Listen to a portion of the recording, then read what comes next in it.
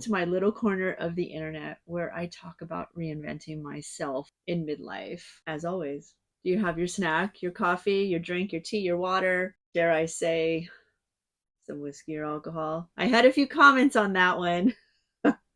There is no alcohol in this. This is strictly coffee, and I enjoy it almond creamer. Get your snack, get your beverage of choice, and let's talk about midlife reinvention. This video is a special one for me because you guys, I'm laying it all out. I actually had to shorten this one quite a bit, so it's been a journey. Oh my gosh. I'm going to lay it all out. This is my wins, my struggles, and these extreme goals that I've set for myself. I've never done this before in my life. I've never set extreme goals for myself. And it's going to be messy. It's going to be all the in-between stuff. And this is just the first. I'm going to do this every month. If you guys have been watching since last year, I've been sharing a lot about how I feel, the heartache, the anger, the loneliness after leaving a toxic relationship and letting go of a lifestyle that I actually worked very hard to build. But I haven't shared what I'm doing to actually move forward and rebuild either that lifestyle back or something similar, something that gives me my autonomy back and my financial freedom. I've made some huge mistakes financially, romantically, and it left me completely drained last year, emotionally, physically, mentally. So those are the things that I'm working on myself going forward. I didn't want to stay stuck in that version of me. 5 months after I fell apart, this was last June. If we're talking about last, it's 2025, so 2024, June of 2024. Everything fell apart, and I decided it was time to start climbing back about November of 2024. And this journey has been a climb. I'm just going to dive right into it. Let's talk about the extreme goals that I set for myself financially, physically, and psychologically. Okay, before I can talk about fixing my finances or my physical health, I think I need to get into that mindset. I definitely need to deal with the psychological fallout, not just the pain that he caused, it's the guilt of staying in that relationship that I knew was bad for me, especially when deep down I knew better. I felt very guilty about that. I felt like I was such a failure for doing that. The first step is letting go of the anger at myself, angry at him. And as you guys know, this can be easier said than done. It honestly took 8 months to stop feeling that constant frustration. What helped the most, actually, is that positive distraction. Something where I reach goals, or literally I'm distracted by positive things in my life, like getting a new job, meeting new people, reconnecting with family and friends, just building a life that has nothing to do with him. Now that the anger isn't running the show, I'm learning how to protect myself better going forward. I'm reading books, I'm watching YouTube videos, I'm diving into anything that helps me recognize red flags in new relationships, and I'm learning how to set boundaries. I get a little emotional about it, so I'm going to try not to cry. This is a very difficult thing to do, and a lot of people don't understand it, including me, but they just tell you, hey, why don't you just step up for yourself? And you think you are sometimes when technically you're not. So setting boundaries is an extremely difficult thing to do, especially when you just get caught up in life. Also, surprisingly, I did not expect this. Making and presenting YouTube videos has been a huge part of my journey. I had one video blow up, and I would call it blowing up now, because by this time it's been, I think I released it 3 weeks ago, and it's gotten 65,000 views, and that's huge for a channel that doesn't even had, at the time, had I think 1,600 subscribers. I now have, I think, close to 3,600. And that's very healing, guys, that people are commenting and leaving these stories, sharing my story and connecting with you has given me such purpose and hope. It really has. When I feel down, I go read the comments in that video or subsequent videos, or even, all of them, but mostly that one. And I can't explain this community. This community means so much to me. This community means that I can actually express myself. And your support has been incredible. I wanted to get that out there because this community has helped me heal. And I'm noticing that you guys are talking amongst yourselves, and that is beautiful. Yes, talk amongst yourselves. Heal each other, help each other. That's what we're here for, right? Now that we got the psychological out of the way, and you know that I'm working on that, because if you're not healthy psychologically, I can't move on with these other extreme goals that I've set for myself. All right. So let's talk finance. This is where I had to pull back a lot because there's a lot to do with money, right? Money is our lives. That's how we eat. That's how we have shelter. That's how we live. Everything. That's how we enjoy life is financial security. So let's talk money. A steady income is a key to rebuilding. And I've got my sights on $12,000 a month. Let me say that again, $12,000 a month. I would like to earn to have financial stability, not just now, but for my future as well. That's a number that I kind of worked out. It might change, it might not. So some of these numbers might change as I move along. But right now, being completely broke, that's the number like in my head is $12,000 eventually. That's a mortgage, that's my investments, that's living expenses, that everything that's included in living, investing for my future, as well as owning a home. I would love to own a home again and still living frugally, which I generally do. But for now, my 2025 goal is $6,000 a month. That's even a huge goal for me. That would mean moving out because if any of you know, I'm living with mom right now. She's helping me out. Her and her husband are helping me out, and they have been very pivotal in helping.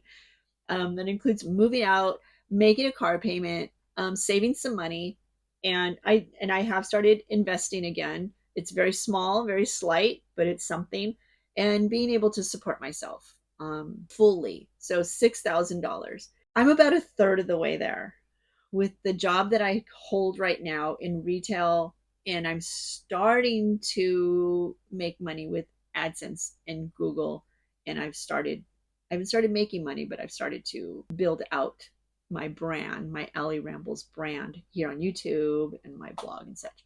So, okay, let's go into that then. How am I doing this? Well, I've got the retail job back in November of 2024. I have a retail job. It's not a glamorous job, but it's steady and it allows me to invest actually in the online tools that I use, like some marketing, some tools that I use for creating, research tools that I use, and then also my Etsy shop because I do have to pay for the listings, and I have done some advertisements this month, so it helps me in that sense as well. So last July, I've been reviving my YouTube channel, as many of you know now, and it's been a burst of growth sometimes, and nothing massive, but it's enough to like keep me going. Thank you guys. Then in January of this year, 2025, a few months after starting the job, I decided to start an Etsy shop. It's going really slow. And so I'm questioning myself. There's no sales yet, and it's been 4 months. I'm working on it. I do Pinterest and Instagram and ads, but I'm just wondering if it's actually me that, I'm not good at designing. So, hey, that's the entrepreneur's journey. And if it doesn't work, I'm going to give it a year and see where it goes from there. Enjoy your beverage too. Deep breaths, because I have to.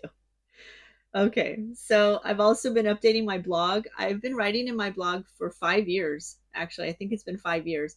And I have to go back to the older posts and revitalize them. It's working. It's just such a slow process because I have to literally take these articles and rewrite them completely sometimes. It's slow going, and there's a little bit of AdSense revenue coming from that, but I haven't been able to cash out a check. You have to have $100. Everything is slow going, but from what I understand, that's how business works sometimes, especially when you start with zero to no money and it's all my work. Eventually, I'd like to hire somebody. I can't right now. So that's what it is. Those are the things that I've already started. Where am I going? So a lot of my income right now, obviously, is a retail position, but some of it also is the AdSense revenue from YouTube. And then my blog is building some up as well, but that's not sustainable. It's you, I don't want to rely on a third party like that to pay me according to their algorithm. I have to have my own properties and my own products. That way, so I have full control. AdSense alone is not reliable. It's not sustainable. And that's why I'm focusing on creating products. To be real, I have absolutely no idea how much money any of this will bring in until I actually put it out there and I work it. I've done some research, but I don't know. I don't know what the potential is until I start making consistent sales, and then I can rinse and repeat, right? So stay tuned, because as I figure out more of how to run a business and my finances, and if I'm reaching my goals, I'd like to report this every month. All right, the last thing is my health. To tell you the truth, this has been extremely, extremely difficult, because when you're going through perimenopause, which I think I'm coming out of now, your hormones are all out of whack. And I didn't do any kind of hormone replacement therapy. I think I'm on the other end of it. I'm pretty sure. But you know, when you get older, it's harder to lose weight. It's harder to tone. Honestly, I just didn't think that I could stick to a fitness or eating goals with all this other stuff going on, you know, a retail job, starting businesses, all these things, you know. So I was like, oh, there's no way that I can do physical or, you know, physical goals like fitness and eating goals. But I was just like, you know what? I can just try. So I am proud to say that I've been making progress in this one. And these are the things that I actually set out to do. So the first one was no more nighttime snacking. You guys, I'm a snacker. I'm a snacker. I didn't eat anything during this video because I just had breakfast. So I'm a snacker.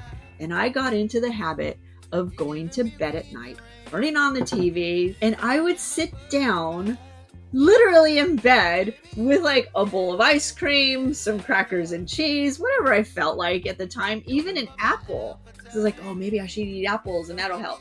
And it didn't work. I actually, 99% of the time, I've been pretty successful. I've been doing really good in not snacking at night. And yes, the calorie deficit helps. And I do feel better. I also decided to walk 7,000 steps a day. Now, what happened is I was at work realizing I'm walking a lot. So I started tracking my steps back in, I think, February. And I started with 5,000. And then I was able to reach 5,000. So then I shot for 6,000. I was able to reach 6,000. So now I'm up to 7,000. I'm stopping there. 7,000 seems to work. It gets me moving every day. That's my goal, to move every day. But I decided to add something else to that. And that is to work out 6 days a week. This one's been hard. And I just started this in April. 6 days a week, that's above the walking. The walking is not considered a workout. So it's heavy weightlifting.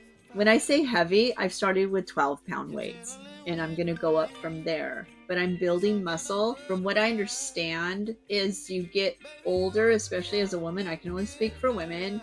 As you get older as a woman, you need to build that muscle to help protect your bones, to strengthen your core, and then just to help protect your body, you know, to make your body stronger. And so I've decided to focus on heavier weights. It's less reps, heavier weights. I'm really enjoying it. I've never done it before. As a woman, I'm not going to build giant muscles, you know, so I'm not worried about that. Heavy resistance training, as well as, so that's 2 to 3 days a week.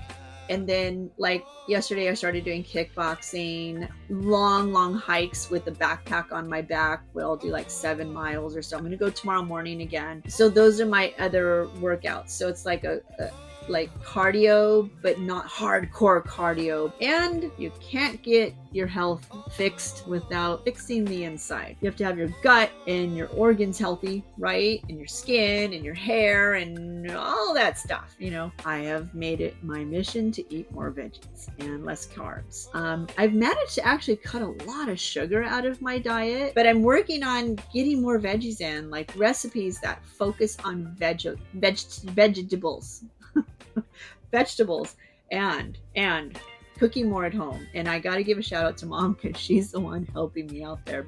So cutting out night snacking, 7,000 steps a day, every day, working out 6 days a week. That's resistance training with weights, and then some type of cardio that's not high intensity, but something that gets my heart rate up and that I enjoy, and eating better, which means getting a lot more veggies in my system and less carbs, which is the sugars and the breads. These are not just quick fixes. These aren't things that I'm just doing to get to a goal and then I'll stop. These are going to be my lifelong habits. My ultimate goal, honestly, is to be strong, lean, energized, and healthy, like every day. So yeah, it's been a lot. I work 30 to 40 hours at my job.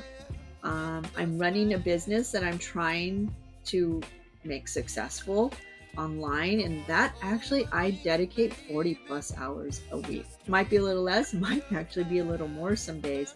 So exercising and trying to be healthier psychologically, running the business, working, and trying to be healthier all around has been very difficult. So I am still amazed sometimes that I'm upright. Maybe it's all the salads. I'm going to break it down a little bit, just kind of reiterate what I've been up to. I'm going to be repeating this monthly.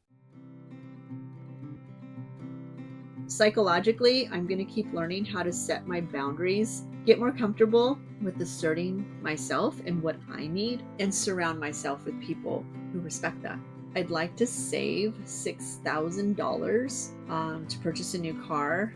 And as you can see, I'm not close to that. But as I build my business and my YouTube channel and other types of income streams, I should be able to attain that $6,000 as a down payment so that I can have lower monthly payments.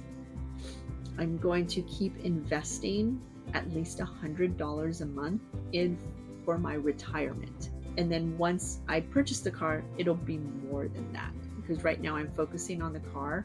That's something I absolutely need. Guys, I don't have a car. If you're questioning why I don't, watch my previous videos. I'll leave a link in the description down below to playlists, and you'll find out why I don't have a car. And I think it's still important to invest in my future. So I don't know if it's just psychological, but I have to still put that money in there. Let me know if maybe you think that's a mistake. Like, should I not put money into my IRA and use that money instead to purchase a car? I don't know. I don't have like an investment person that I talk to.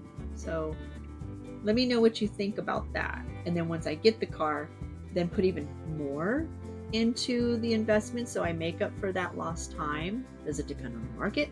I don't know, because I kind of just keep it constant. By the end of the year, I would either like to move out and be on my own, or really close to it, like have the plans to do it. I just really need to, by the end of 2025, I need to be very close to that or doing it.